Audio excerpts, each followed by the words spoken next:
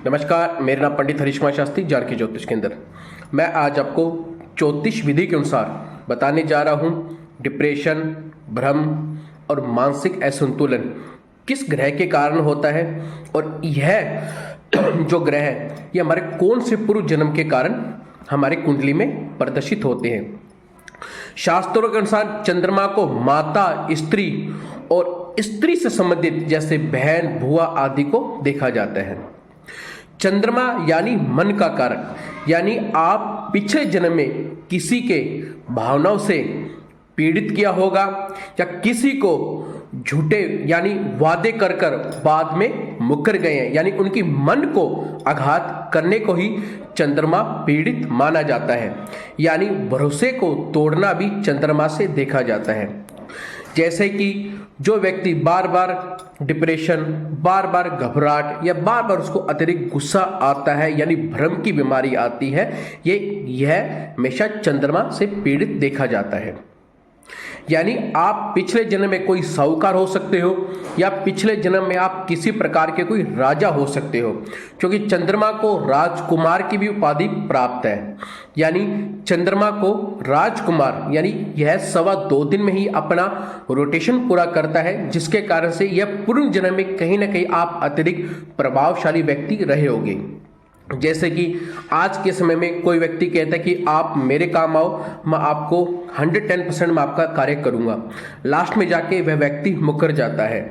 यानी वह व्यक्ति आपके भावनाओं से खेलता है, वह व्यक्ति आपके विचारों से खेलता है और वह व्यक्ति आपके जो समय होता है उस समय को खराब करता है। यानी पूर्व जन्म में कहीं ना कहीं उस व्यक्ति के द्वारा आपके दिनचर्या को और आपकी भावना को और आपके माता या स्त्री को दूषित किया होगा, तभी जाकर उसकी इस जन्म में, उसकी जन्म कुंडली में चंद्रमा देव को शनि भगवान, राहु देव व केतु देव दूषित करते हैं। इसलिए वह व्यक्ति इस जन्म में डिप्रेशन, एंजाइटी, गुस्सा और उसको लोर आते हैं, यानी उसको भ्रम पैदा होता है कि कोई व्यक्ति मेरे बारे में चुगली कर रहा है, कोई व्यक्ति मुझे मारना चाहता है, कोई व्यक्ति मुझ पे जादू टोना करता है। चलिए अब अलग अलग ग्रह से बताते हैं कि किस ग्रह के कारण चंद्रमा और युक्ति से क्या क्या आपके पूर्व जन्म में कार्य हुआ होगा। जैसे चंद्रमा शनि मिलकर विष योग का निर्माण करते हैं, जिसे हम ग्रहण दोष भी कहते हैं। देखिए, शनि हमेशा कर्म का कारक माना जाता है। शनि हमेशा जीवन में अनुशासन का कार्य माना जाता है। यानी आप अगर आपकी जन्म कुंडली में चंद्रमा प्लस शनि है तो आप पूर्व जन्म के अंदर आप किसी राज्य के सेनापति या किसी राज्य के कर्माधीश रहे होंगे, तो आपके हाथों से किसी के रिश्वत के कारण या किसी के बहकावे के कारण या किसी के पद के प्रबोलन के कारण यानी प्रमोशन के कारण पूर्व जन्म के अंदर आपने उस व्यक्ति का झूठा ही मुकदमा यानी उस पर झूठे आरोप लगाए हैं ताकि उसकी अंतरात्मा दूषित हुई होगी।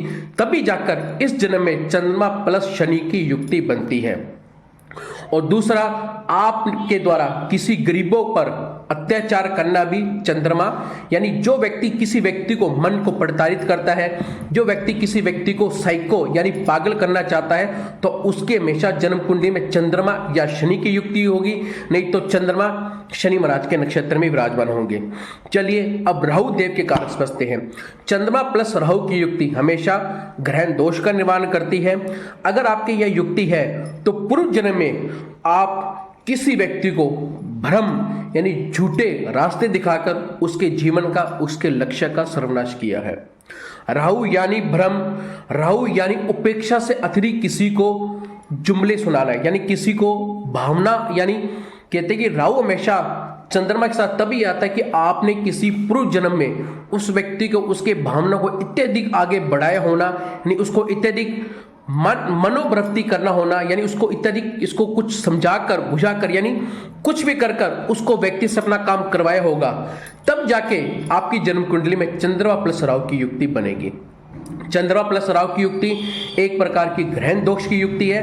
राहु हमेशा भ्रम का कारक, और राहु जिसकी जन्म कुंडली में चंद्रमा के साथ है तो पूर्व जन्म में आपके हाथों से किसी व्यक्ति पर तंत्र मंत्र विद्या के द्वारा उसका घर का सर्वनाश किया गया है। इसलिए आपकी जन्म कुंडली में इस जन्म में चंद्रमा प्लस राहु की युक्ति देखी जाती है। अब चलिए चंद्रमा प्लस केतु की दृष्टि। चंद्रमा और केतु, केतु भी छाया ग्रह है। अगर आपकी जन्म कुंडली में चंद्रमा प्लस केतु है तो पूर्व जन्म में केतु आध्यात्मिक का कारक और अकेलेपन का कारक माना जाता है। यानी पूर्व जन्म में आपने अपने गुरु से मिथ्या वचन लेकर यानी झूठ से विद्या सीखकर फिर उसी विद्या को गलत उपयोग किया होना, जैसे कि दानवीर करण। केतु यानी आध्यात्मिक ऊंचाइयों पर पहुंचकर फिर वहां पर बदनामी का योग केतु देता है। केतु यानी आपने अपने गुरु से विद्या सीखकर फिर उस गुरु पे ही वह विद्या का प्रयोग करना, ये चंद्रमा प्लस केतु का कारण माना जाता है।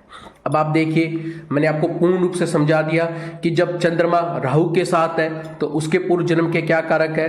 अब मैंने आपको यह भी समझा दिया कि चंद्रमा शनि के साथ है तो उसके पूर्व जन्म के क्या कारक है। अब मैंने आपको यह भी समझा दिया कि चंद्रमा केतु देव के साथ है तो उसका क्या कारण है। तो सभी का कारण कहीं ना कहीं पूर्व जन्म में कुछ ऐसी घटना घटित होगी जो इस जन्म में आपके यह योग बन के यानी ये अशुभ योगों के कारण आपका जीवन असंतुलित रहता है। तो अभी से कहना चाह रहा हूं कि अगर आप अपने दोषों को संभालना चाहते हैं तो केतु के अनुसार अपने गुरु, अपने माता, अपने पिता के उपदेश के अनुसार चलिए। राहु देव के अनुसार हमेशा जीवन के अंदर व्यक्ति को उतनी ही भावना बताएं ताकि उसकी भावना के अनुसार कार्य कर सके। और चंद्रमा प्लस शनि महाराज, अगर आप शुभ करना चाहते हो तो किसी गरीब व्यक्ति की मदद कीजिए। किसी को भी मेहनत करने के बाद उसको 100 या 200 रुपये एक्स्ट्रा दीजिए ताकि आपके पूर्व जन्म के किए हुए कर्म इस कुंडली में शनि महाराज की शांति हो सके। नमस्कार, मैं आशा करता हूं कि आपको यह युक्ति का फल पूर्व जन्म के अनुसार पता चल गया है। नमस्कार, मेरा नाम पंडित हरीश कुमार शास्त्री, जानकी ज्योतिष केंद्र।